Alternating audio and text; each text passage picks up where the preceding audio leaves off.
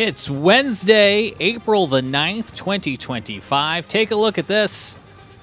Look at this tornado. And hey, do you recognize that guy?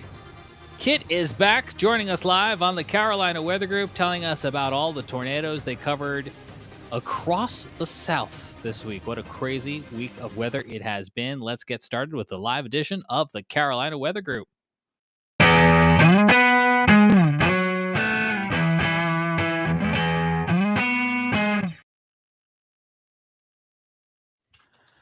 I'm James Brierton in Charlotte, North Carolina. Welcome to a live edition of the Carolina Weather Group, streaming on Facebook and on YouTube. I've got Frank Strait on our panel from Columbia, South Carolina, and back our former regular up through, we decided like 2017, 2018, Kit Thomas, now a meteorologist at ABC 24 in Memphis, Tennessee. Welcome back to the Carolina Weather Group, Kit. I'm glad to be back. Thanks so much. We are happy to have you back. We were just showing in the tease a clip of one of the many severe weather events you guys have had out there over the course of the last couple of weeks. You and so many Mets across multiple states working very, very hard. We're, of course, going to talk about some of the severe weather that rolled through the Carolinas earlier this week, including a considerable thunderstorm that brought 1.75-inch hail to Greenville, North Carolina. But I think our top story this week is definitely the ongoing severe weather aftermath in multiple states. Unfortunately, we know of at least 24 or so deaths across multiple states from the multiple days of severe weather. Tier 5 out of 5 from Storm Prediction Center Severe Weather Outlook. So, you know, Kit, I'm gonna be honest with you. From where I sit in the Carolinas, even as a news producer, I feel like I know that there was bad weather, and I know certain facts like deaths and flooding and tornadoes. But can you fill in all the blanks for me as somebody who went through this locally? So this was a day 7 slight risk from the Storm Prediction Center.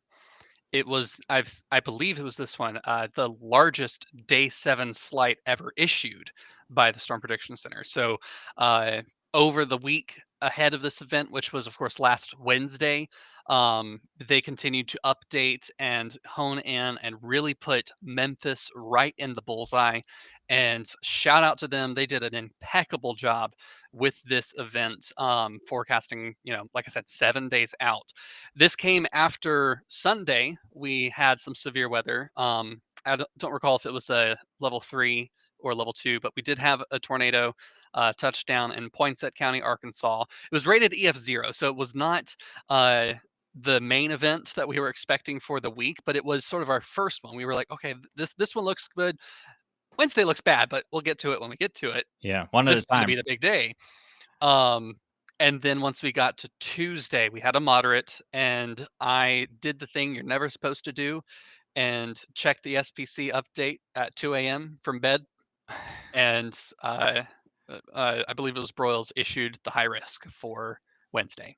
Well, I'm surprised you made it to bed at all, because I feel like every time I looked at the live stream, there you were in front of the key wall, and I think you kind of said it yourself. You were like, which day was which just now? They must all be blurring together.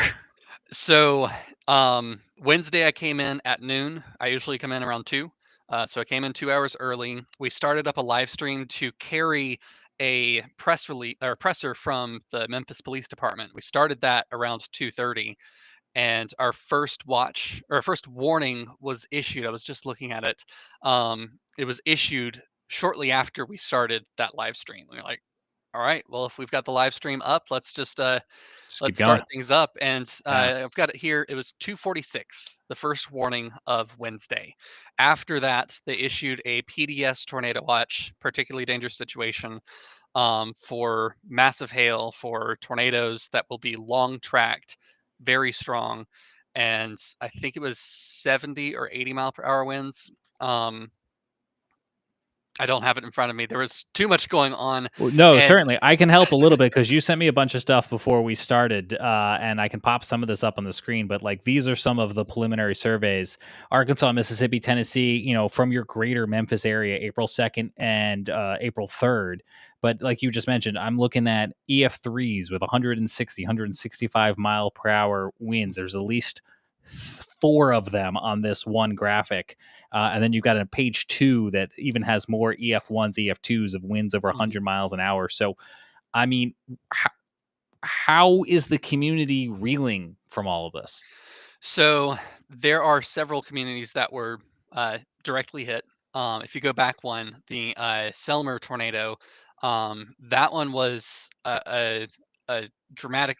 We're looking here at sort of the first one that Okay. we had the first tornado emergency. This happened around 6:15, 6:45 time frame, and as that crossed over Interstate 555, we got a view of it, which James is trying to pull Here it up here. comes. Yeah. Here it comes. All right, so if you look in the upper left, right behind that earlier, they take it down here in just a moment, but you can see a very thin, dark band, and that's a clear rope tornado.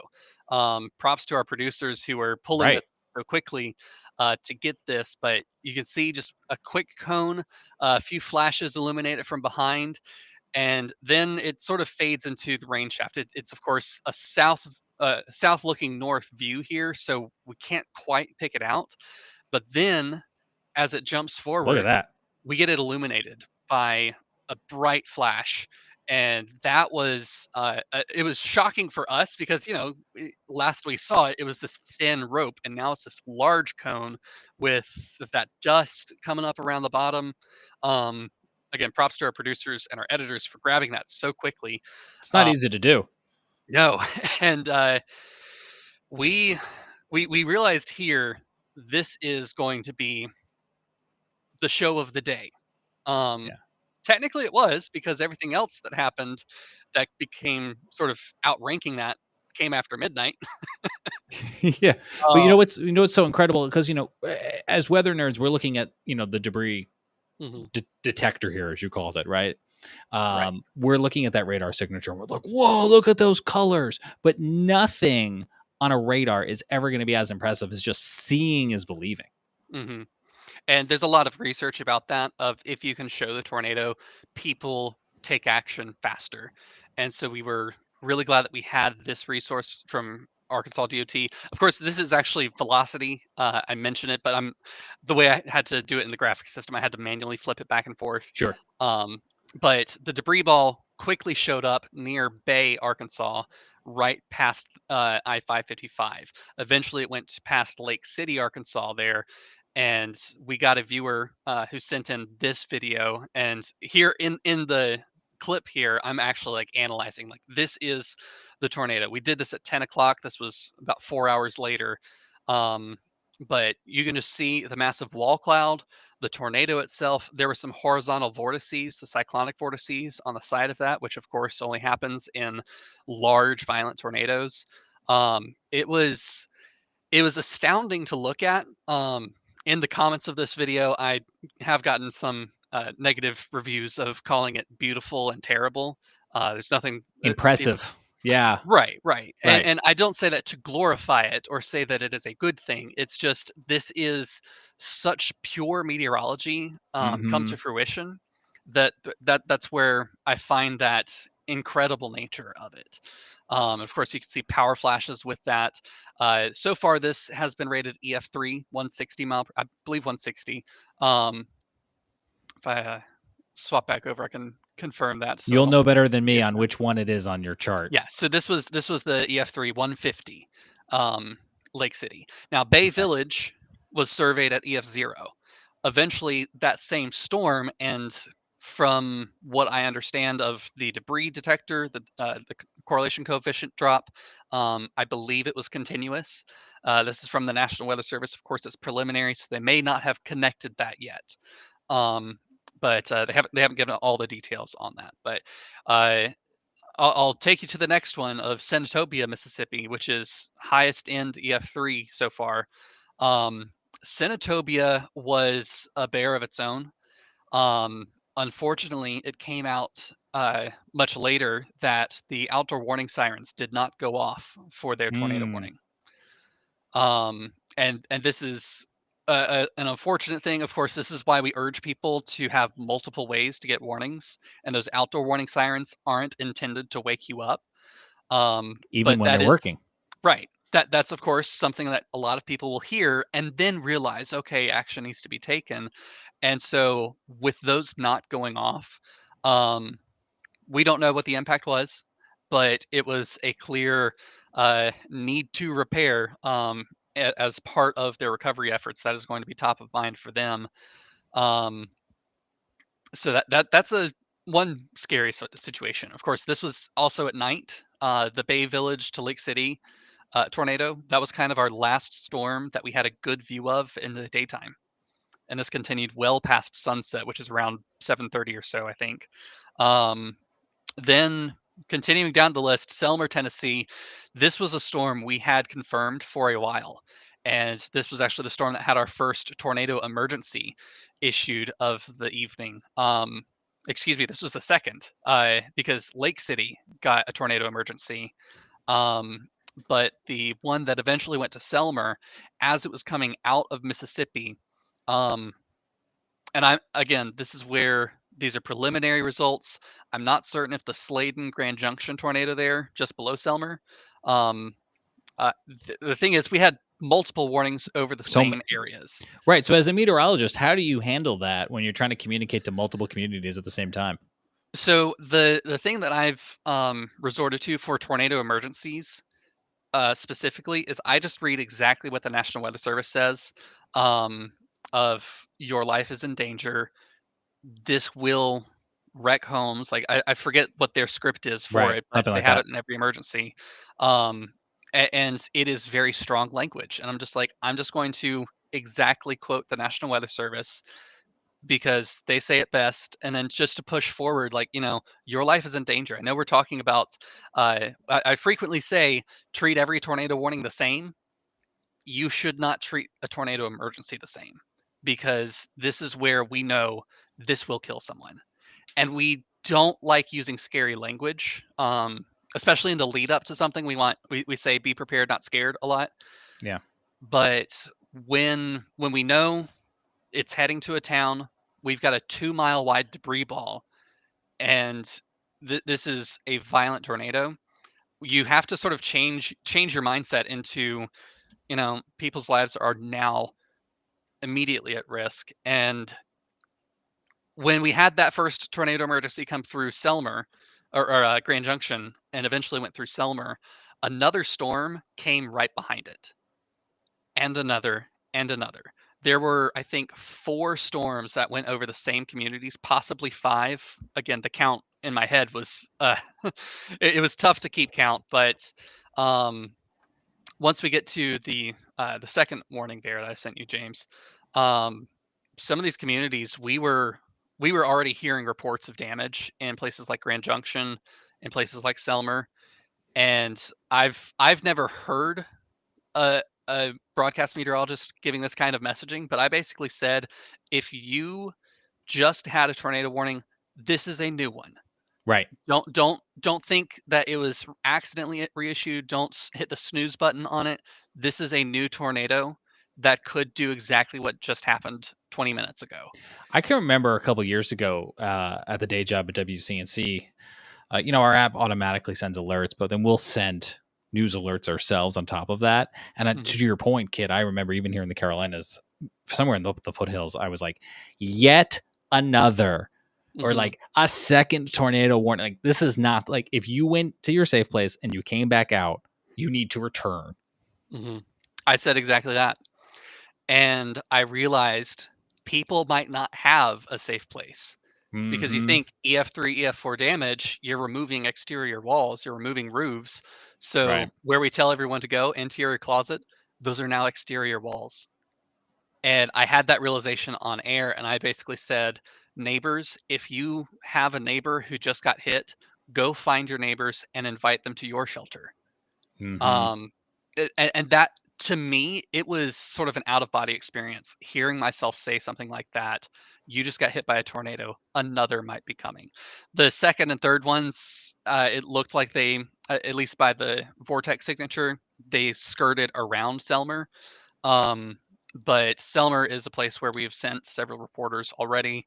And I mean, some of those pictures there, I mean, clear EF3 damage, like the National Weather Service found, but it's just you keep going back to the lives impacted and Yeah. everyone uh who did survive. Like there were some folks who were in a proper storm shelter, concrete bunker, and I saw a picture of a car just right on top of Yeah. that concrete bunker, and everyone survived. So I saw pictures this week of like homes destroyed, and I'm sure you've seen them too.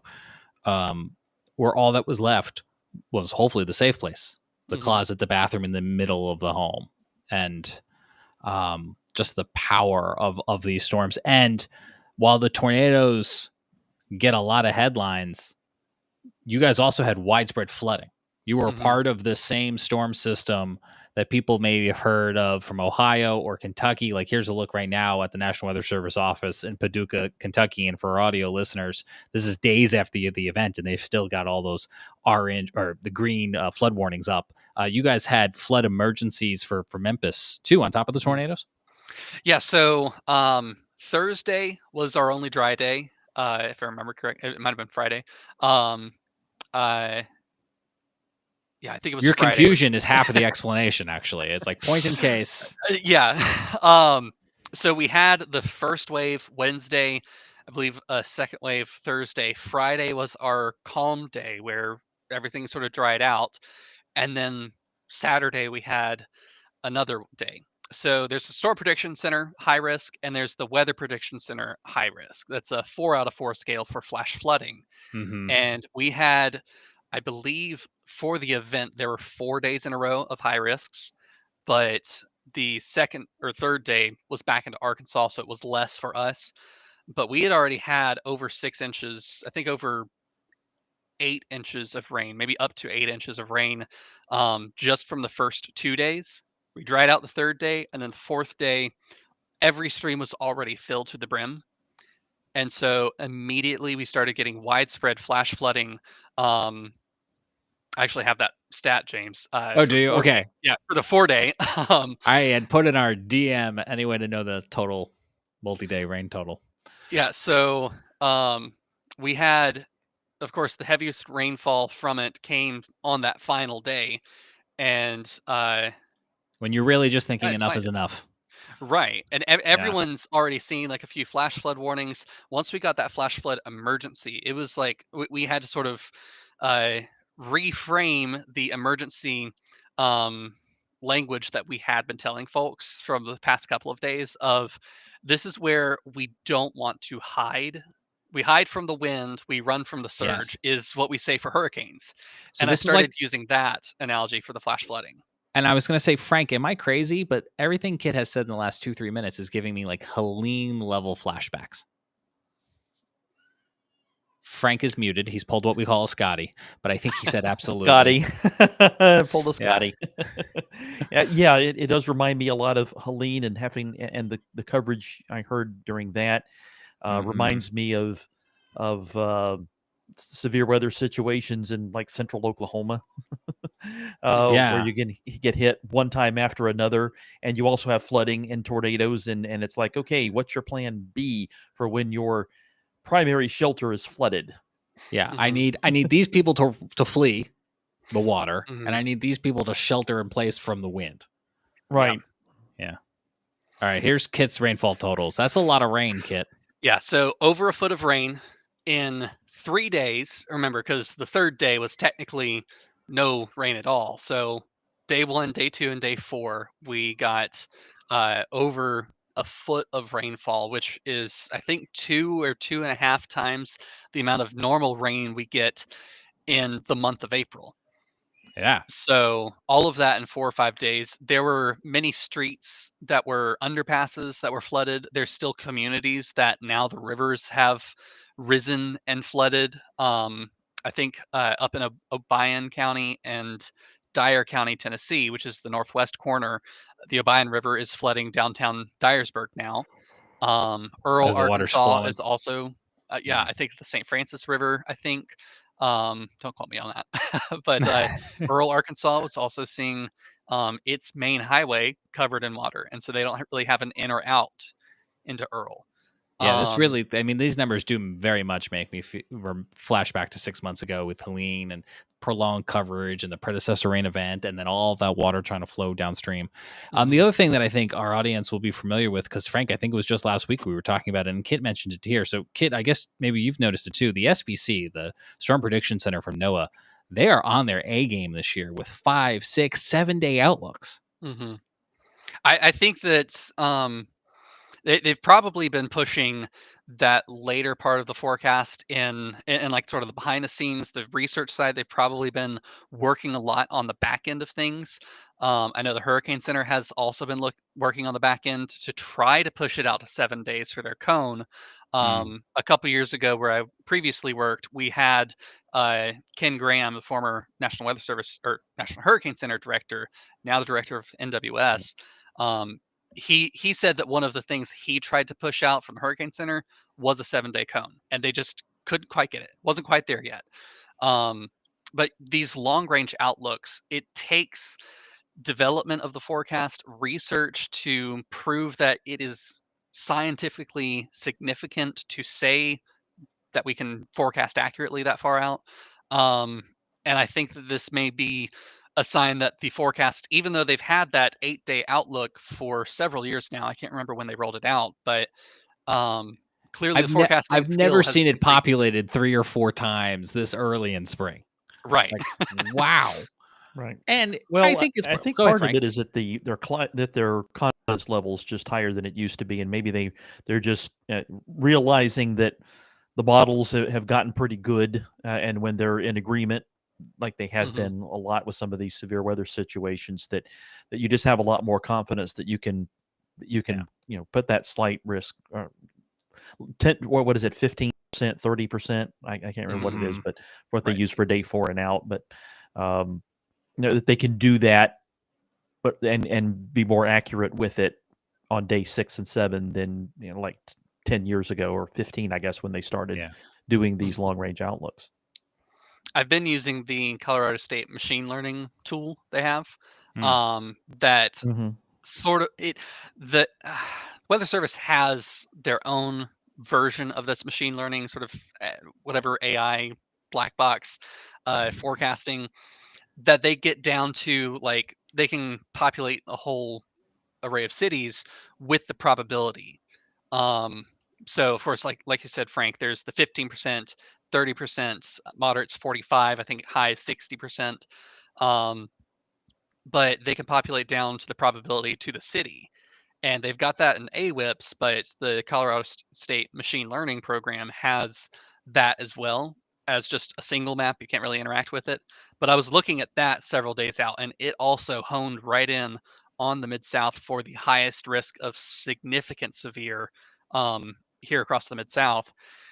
And that was several days out. So clearly, some of the advancements we have with AI coming into the forecast Right. process is having some influence on our forecast accuracy, which is encouraging to see, so long as AI doesn't take my job.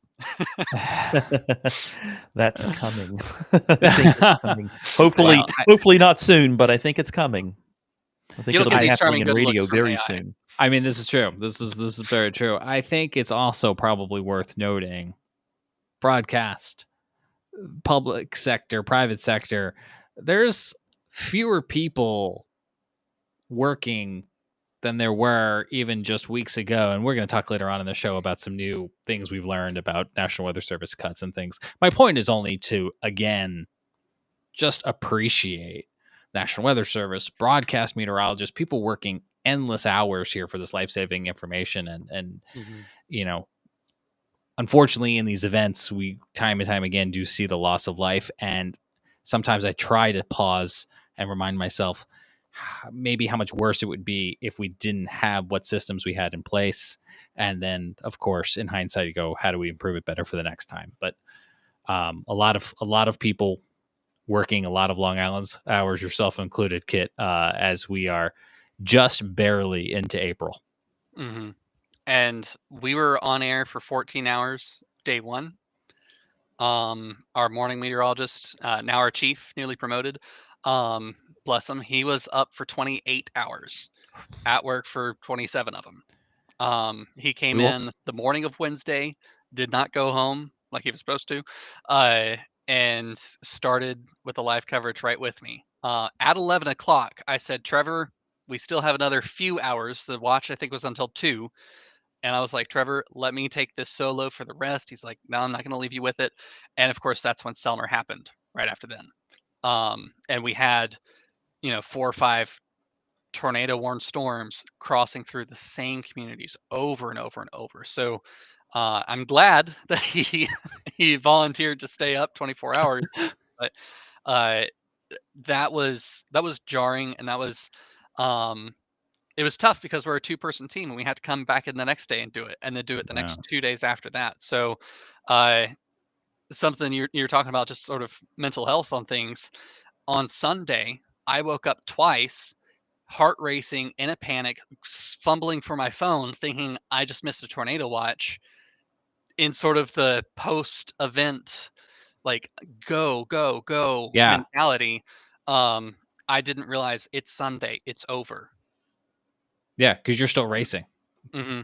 Well, we've had James Spann on the show, and he talks about the 2011 outbreak and all that it's a decade more later sticks with him. Mm-hmm. And it's incredible to think about, and it's probably often forgotten about. But I'll give my hats off to you and to Trevor. It's probably, and I can't speak for your news management, just generically, a stubborn meteorologist probably drives news management insane, but a stubborn meteorologist is a good meteorologist. So 28 straight hours, that's a really long shift. Yeah. And Yeah. mentioning James Spann, this 2011 super outbreak, we mentioned that at one point in our stream of we were talking about, like, we were sort of in a lull, and we were talking about what is an outbreak, and then, well, what is a super outbreak? This, of course, I don't get to make the judgment on whether or not it was a super outbreak. Of course, I've seen already that there were 14 states with tornadoes, so that's got the breadth of that. But I was referring back to the super outbreak, and I remembered, I think either from something James Spann had said in his coverage, or in the conversation we had had with him here on Carolina Weather Group, from back when I was in college. But I remember him saying at one point, we are treating every storm as on the ground. And I took that wisdom from him from years ago as my attitude for that event on that Wednesday. Yeah, absolutely. And you just reminded me, we can show people the Storm Prediction Center reports. For our audio listeners, we'll try to paint a picture, but for those of you watching on the screen here, here's April 2nd, lots of dots across the region. And now here comes April 3rd. We've got more dots. These dots represent tornado reports, wind reports, hail reports. And pausing on that one there. Okay, yeah, pausing on the 3rd. You can see how it's all in a line. Rather, the 2nd was pretty broad across the Midwest, Mid-South. This one is line. And that's because the cold front that brought day 1 stalled as a stationary boundary for day 2, day 3, and day 4. And just kept hitting you guys over and over and over again. Yep. Because here, technically, day 1 was April 1st across the Central Plains, and it progressed and then stalled. I started with the ones that had some dots in your neck of the woods. Again, more here on the 4th, the 5th, the 6th. It's finally out of Memphis, but it's still impacting Eastern Tennessee, Georgia, and Alabama. And then Carolina is on the 7th, which we will talk about. So I just wanted to show people kind of that visualization over and over and over again. Yeah. So I've never felt such a sense of this is never going to end. But sure, it was. But it did. It did end. It did. But there was one point that I was kind of laughing on air, and I felt kind of guilty because I didn't want, and I apologized. I said, it's the absurdity of this, because that was, I think, our 3rd or 4th tornado warning for the same communities. It was, I was feeling empathetically for the people who were being impacted, but I was also dog tired. Yeah. And I was like, when will this end? And I was like, I am fascinated by weather, but I'm getting so fed up at this point that I don't want it wasn't I don't want to do this anymore. It was something just a tick below that. It was like a level of ridiculousness had set in. Yeah. Yeah. Well, And, I know you've got a newscast to do here in a couple minutes, Kit. So the producer and me is going to wrap you. For anybody who has missed you here in the Carolina Weather Group, we know you went to school here in the Carolinas and you're doing big, great things now. Where can they watch you on the aforementioned live stream? So ABC 24 is my station here in Memphis. I'm Kit Thomas WX on most social platforms. You can download our app, ABC 24 app, on your Google Play and App Store. Of course, we also have started making the switch to digital. So on Fire Stick, Yeah. Roku, and Apple TV, we have Apple. the ABC 24 Plus app on that as well. I know my And of course, Techno training was going to kick in and promote it with you. Well, thank you for all you did. Thank you for taking time to come back and talk with us here. Please come back again. I could talk another 14 hours on this. Well, you certainly could, except for it would be a really interesting newscast when they joined you in progress. Yeah. Thank you so much for having me, James. All right. Thanks, Kit. Talk to you again soon. Frank, what a crazy couple of days there. You know, again, multiple states: Ohio, Kentucky, Indiana, Arkansas, Mississippi, Iowa. Did I say Tennessee already? I must have. My camera's zooming out to show all of my fingers counting. Thank you, AI powered camera. I'm holding a positive altitude. Yeah. My screen share, by the way, is the April 2011. Yeah, let me outbreak. pop that back up. So just to for, show people for comparison what to what has been called a super outbreak. Okay, this is the 23rd when things started, with only 13 tornado reports and 171 total. But there's the 24th and the 25th. That's when things really started to get going. The 26th, the 27th. That was the big day. That's New York. 292 tornado reports. Yeah. I'm not necessarily that many confirmed tornadoes. There certainly were potentially dozens from the same tornado, but and then there's a 28th, a few more along the East Coast. That's the end of it. So if anybody hasn't already seen one of our most popular episodes, and we've just been blessed to talk to him time and time again, is with James Spann from Birmingham, Alabama, who talks at length about the outbreak here in 2011 that Frank is showing. But, you know, Frank, the classic kind of progression here, and we kind of had this same thing happen in the Carolinas with this storm this week. Once it finally got to us, once it had unstalled itself, I don't think that's the correct phrase, but that's what I'm gonna go with. It did bring storms to us here in the Carolinas on Monday, and I know one of those storms we covered as a live stream here in the Carolina Weather Group, because the National Weather Service in Morehead City had issued a destructive severe thunderstorm warning for portions of Greenville, North Carolina, in eastern North Carolina. And we promised that we would circle back to it here on our weekly show and kind of give you more analysis. But these are the warnings and the storm reports from this past Monday. Again, this is kind of the tail end of that system that Kit was just telling us about, brought them days and days and days of severe weather. Well, once it finally got here, we did get verified wind damage reports at least 64 miles an hour. We did get hail up here in Greenville, North Carolina at 1.75 inches. That is enough for a considerable tag. It's probably not something too widely known. It's still relatively new, but severe thunderstorm warnings can come in 3 tiers. The base warning at 60 miles an hour is what you get a dozen times in the summer. But, you know, kind of to Kit's point, Frank, the Weather Service has these exclamation points they can put on things to go, no, really, we mean it. And they can do that with these considerable and destructive tags. And I know when I looked at the radar on Monday and I saw the warning over Greenville pulsating as it does on the app to be like, this one's really bad. It made me do a double take. Right. And that destructive tag, that triggers your cell phone warnings. Yes. Now. It sure does. So that is the highest level severe thunderstorm warning. So you'll get a beep on your phone if the Weather Service decides they have to put one of those out. Those are pretty rare. They are very rare. Part of the country. Yeah, well, they want you to treat it like a tornado warning. They want you to seek shelter. And we actually have video of that thunderstorm moving over Greenville. You can see the shelf cloud here. Nice shelf cloud, yeah. From the East Carolina University WeatherStem camera, thanks to our friends at WeatherStem.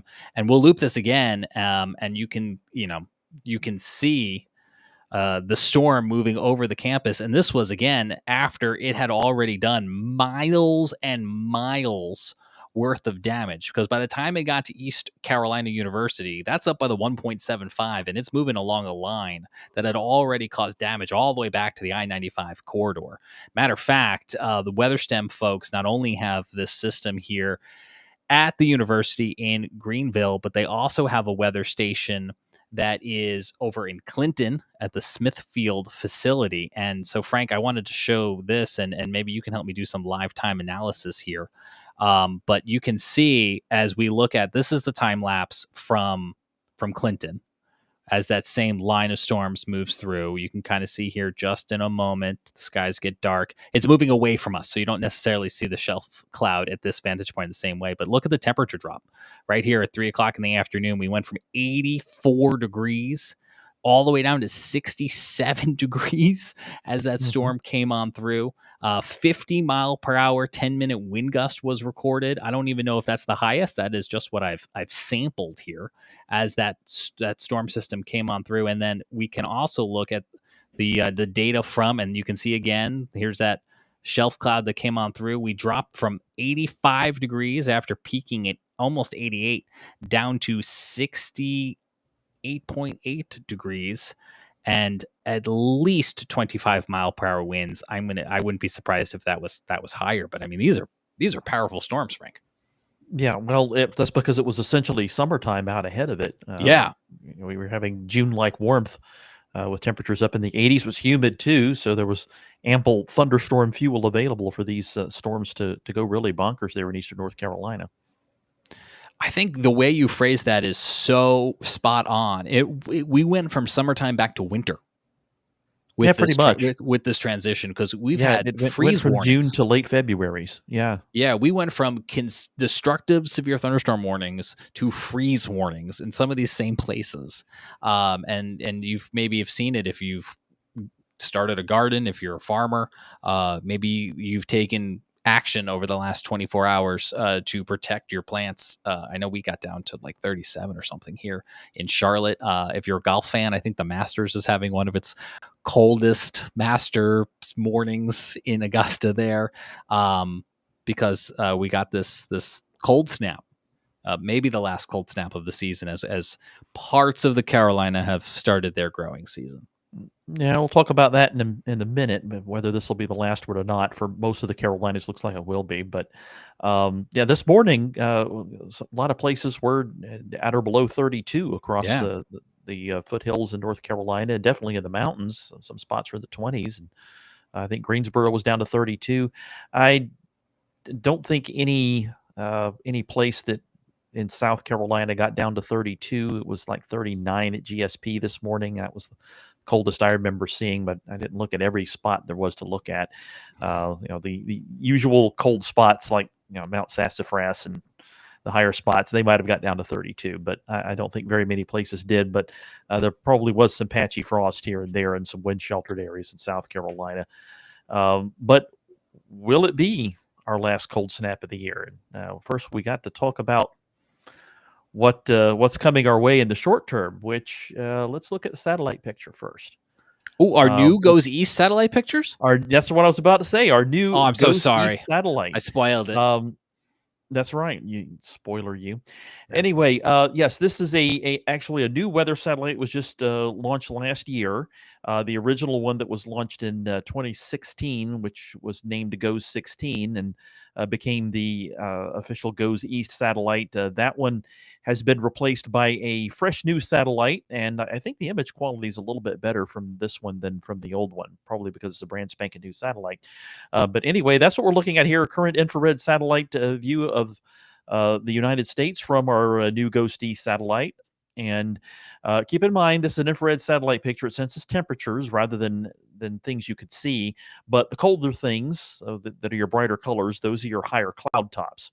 So that tells you where like storms are and showers and cirrus clouds and things like that. And warm things like land out in Arizona where there isn't any clouds. that shows up as like dark gray. So that's warm stuff. So you can see we have a bunch of these brighter colors in patches there over the Midwest and up into the Plain States, and a little swirling mass up there from a storm that's centered near Fargo, North Dakota now. Well, that storm's going to be dropping southeastward and pulling a cold front into the Carolinas. Now we'll jump ahead to some computer models. And as you can see, this is tomorrow evening, 8 p.m. On the GFS model. And by this point, that storm is over the Tennessee Valley and back into the Ohio Valley. And we have a trailing cold front back into Texas here, and that is generating precipitation, in this case, some shower and thunderstorm activity. Now, there's going to be some risk for severe weather with this, but mostly to our west. Here's what the severe weather outlook looks like. Let me make that smaller so it doesn't, so it actually fits into the screen. Slight risk area back in Kitts area, back in Memphis, over to Huntsville and Atlanta, surrounded by a marginal level 1 of 5 risk area that does clip the Western Carolinas. And we do expect to see some showers and thunderstorms pushing in late in the day tomorrow into tomorrow evening. And some of those can be severe. Locally damaging wind is the primary concern. I don't think the tornado risk is exactly 0, but it is pretty low and kind of minimal. So that's for Thursday. And as these storms push farther east into the Carolinas, they weaken. The good news is from this is that we do have some more needed rain on the way. At least spotty rains from this. It won't be as good as what we had with the last storm system, where most of the Carolinas got a good soaking. It was like an inch and 2/3 here in Columbia, for example. So we got some good rain, some needed rain over most of the Carolinas. A little bit more on the way with this next storm system. Now, this is your Thursday. Now, jumping ahead through Thursday night, Friday morning, that low's over roughly Mount Sassafras in South Carolina, and then it tracks toward Greensboro during the day and eventually to Norfolk if the GFS is right by the end of the day. And a trailing cold front pushes through the Carolinas. We run the risk of seeing some more thunderstorm activity out ahead of that cold front and storm system. And here is the severe weather outlook for Friday. This is the day 3 outlook. And again, right now they have some level 1 of 5 covering eastern South Carolina and roughly I-95 in east and North Carolina, though it is a little further west than I-95 there. It goes all the way up to Durham there. For example, so it does go a little further west than I-95, but roughly the I-95 corridor in east. And there's a risk for some more locally damaging wind, maybe an isolated tornado or two. The SPC did mention in their outlook that if there's enough sunshine on Friday, that's going to be the question. If it ends up being a sunnier day than expected, then this risk level might have to be bumped up to level 2 instead of level 1. So we'll keep an eye on that. But for now, it looks like some isolated, severe, locally damaging wind. And perhaps an isolated tornado is going to be a concern for Friday as well. And also, because of this storm system pushing in, it's going to get pretty cool aloft. The freeze levels are going to be lower than usual. So there's going to be a greater potential for some hail.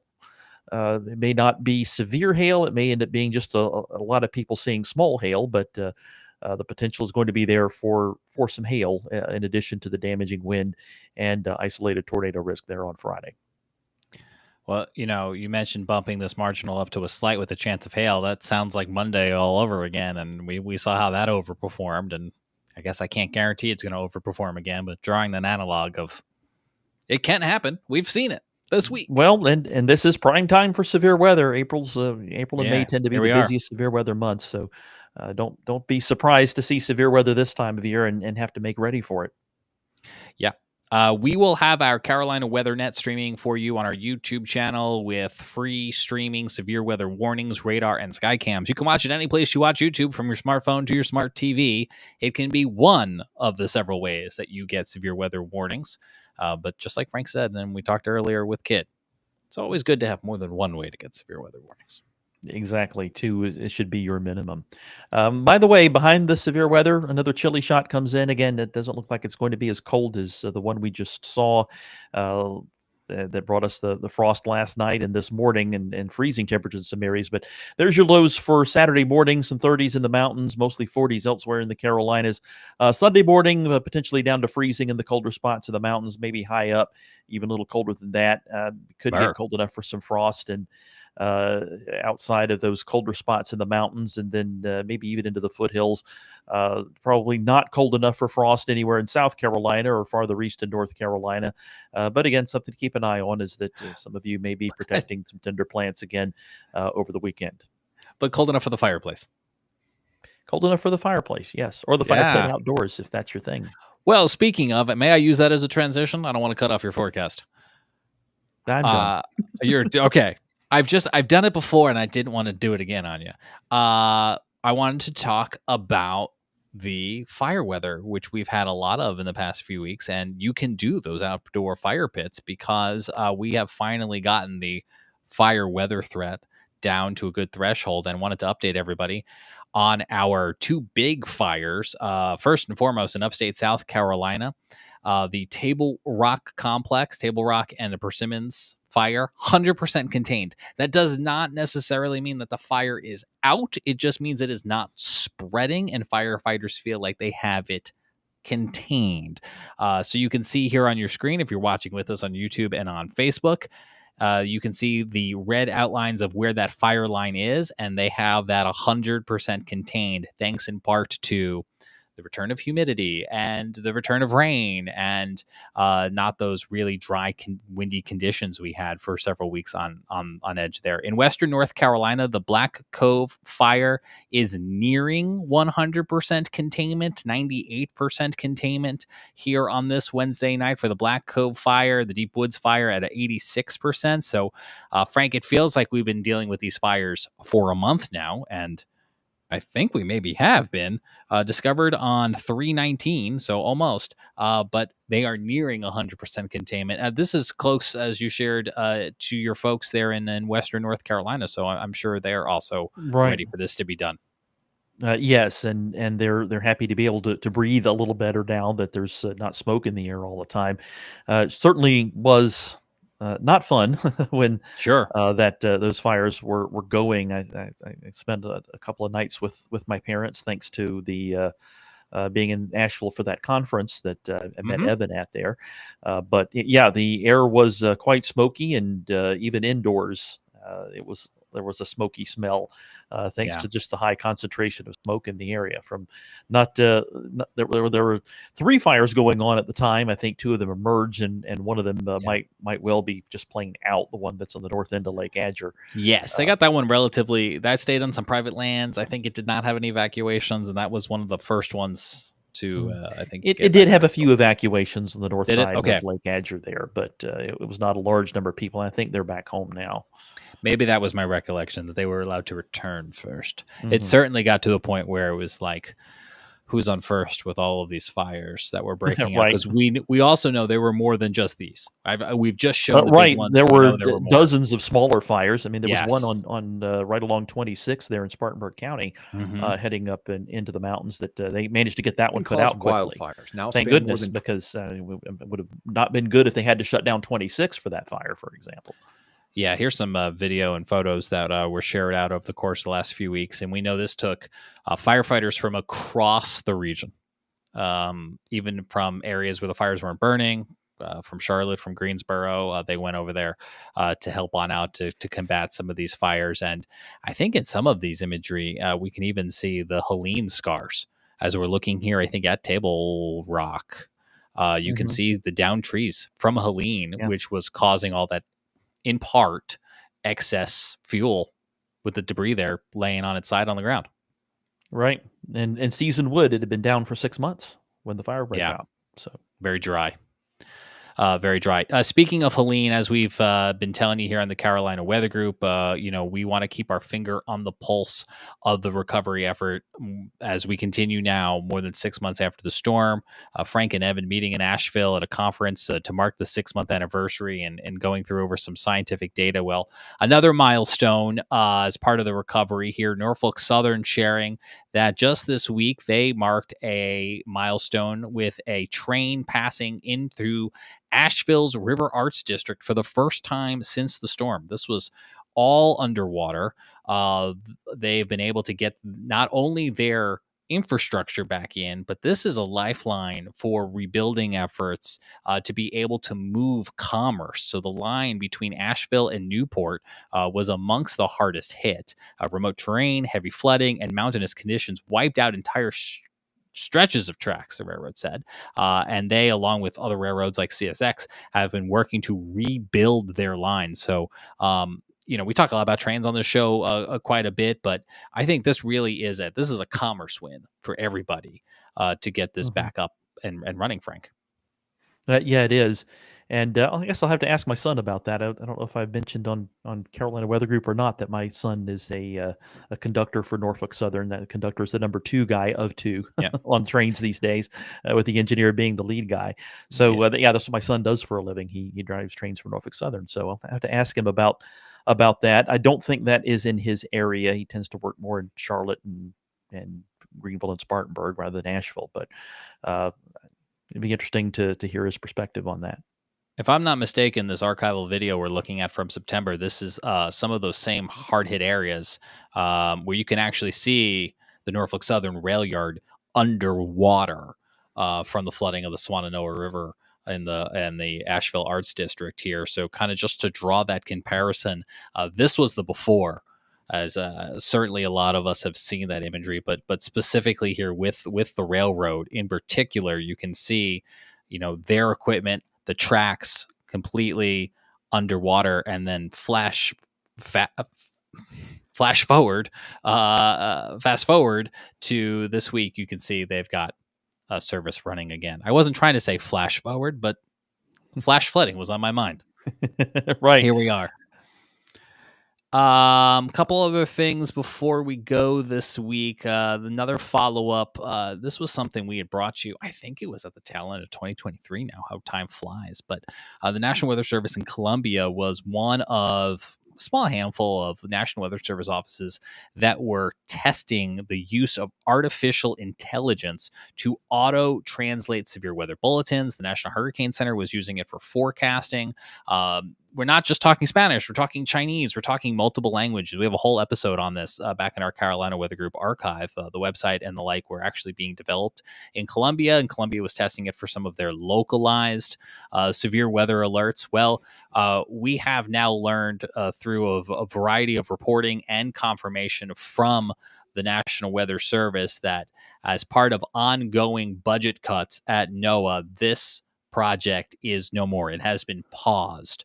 The artificial intelligence translation program that we have been following for a little while here has been paused as part of that cost-cutting operation by the federal government. So weather.gov/translate. Matter of fact, Frank, I haven't actually even tried to go to it. I don't know what happens if I try to pull it up.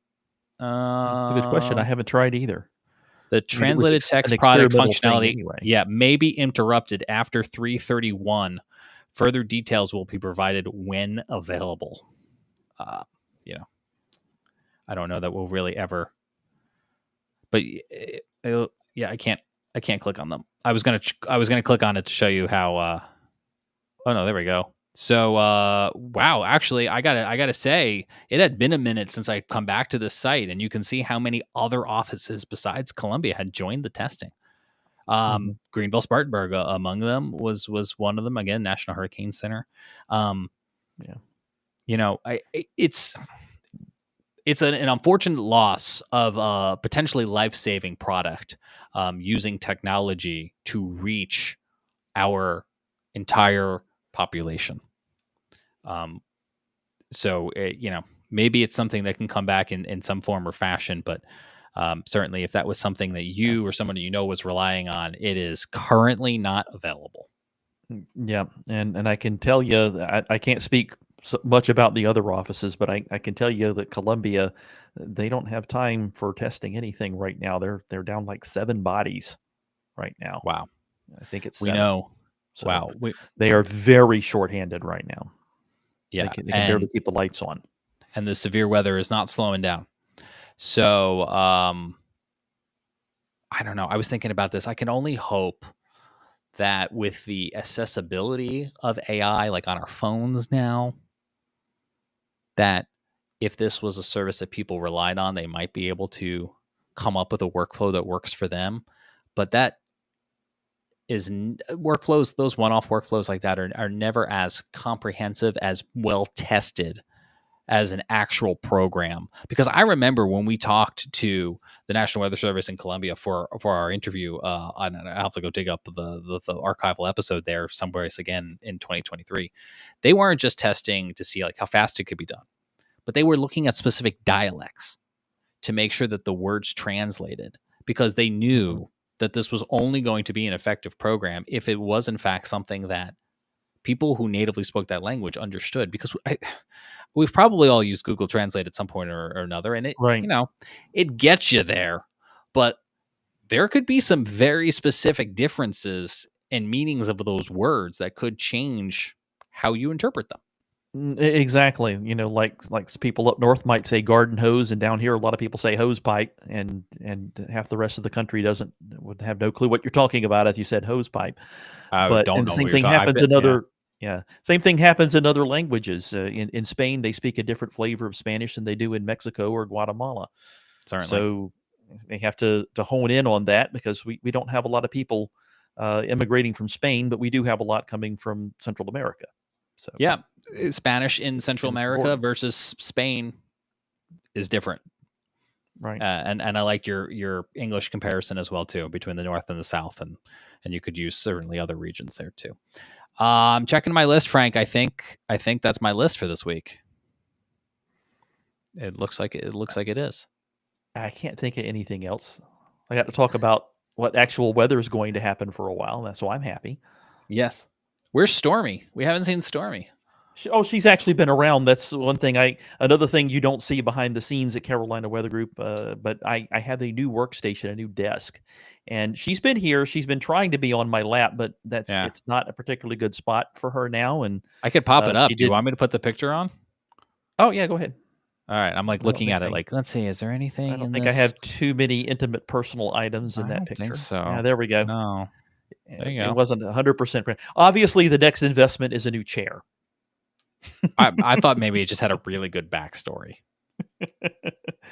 It does. That it's about 15 years old, and I've worn all the fake leather away. My keyboard at work is so rubbed off you can't even see the letters. And more than once they're like, "Do you want us to get you a new keyboard?" I was like, "No, this is a battle-tested keyboard." Right. So I thought that was maybe like your chair. But yep.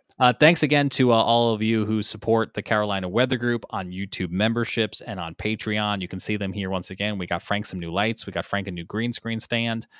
So your support really does make a difference, and we very much appreciate all those names scrolling at the bottom of the screen. You can join Patreon or YouTube memberships for just $1, unlock extras, and help support the show and keep the lights on. Mm-hmm. So that does it. We're coming up on the 1 hour mark, Frank. So I think we might take next week off for spring break. Maybe we'll put a rerun on the feed. We'll certainly keep an eye on severe weather, and if we need to change our plans, we will. We'll do what we have to do. And that would mean a remote broadcast for me, because I'll be in New Orleans for a hurricane conference next week. Well, that sounds exciting. I like how Frank's spring break trip is another weather conference. Very on brand. I like it. So, vacation. What's vacation? What is this thing that you speak of? Thanks to our guest this week, Kit Thomas, former Carolina Weather Group panelist and broadcast meteorologist now at ABC 24 in Memphis. Thanks to my co-panelist, Frank Strait there in Columbia. I'm James Brierton in Charlotte. Have a safe spring break. We'll be streaming severe storm coverage on Thursday and Friday and anytime over on our YouTube channel. But until then, be well. We'll talk to you again real soon. Bye-bye. Bye, y'all.